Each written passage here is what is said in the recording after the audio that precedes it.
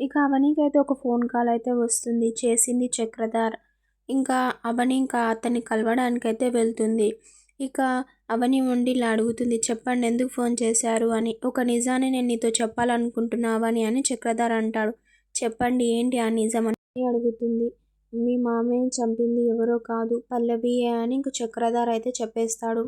ఇంకా ఆ మాటకైతే ఇంకా అవని ఒక్కసారిగా షాక్ అవుతుంది.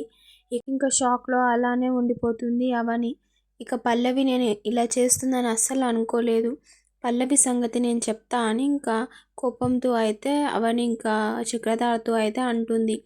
ఇంకా చక్రధర్ ఉండి ఆగమ్మా, నేను మారినట్టుగానే పల్లవికి కూడా మారుతుంది. తనకు కూడా ఒక ఛాన్స్ ఇవ్వు అని ఇంకా చక్రధర్ అయితే అవనితో అడుగుతాడు. కానీ అవని ఉండి ఇలా అంటుంది, నేను నా ఫ్యామిలీని నమ్మించి మోసం చేయలేను. ఈ నిజాన్ని దాపెట్టలేను అని చెప్పేసి ఇంకా అక్కడి నుంచి వెళ్ళిపోతుంది.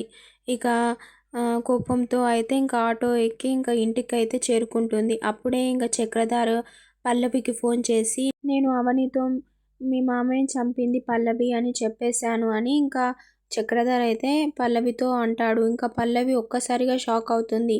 ఇక అవని అయితే కోపంతో అయితే వస్తుంది ఇంటికి.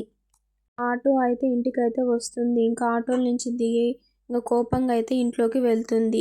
అప్పుడే ఇంకా పల్లవి ఇంట్లో నుంచి బయటికి మెల్లగా జారుకోవాలని ప్రయత్నిస్తూ ఉంటుంది. ఇంకా అవని అయితే వచ్చి నిలబడి ఉంటుంది. ఇక అక్కడే ఉన్న కమల్ హాల్లో పేపర్స్ చూస్తూ ఉంటాడు. ఇక అవని సైడ్ చూస్తాడు. ఏంటి వదిన ఇంత కోపంగా ఉంది అని చూస్తాడు.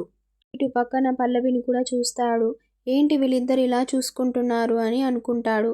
ఇక చూద్దాం నెక్స్ట్ ఎపిసోడ్లో ఏమవుతుందో. ప్లీజ్ అంతవరకు subscribe my channel for more videos and do support me guys.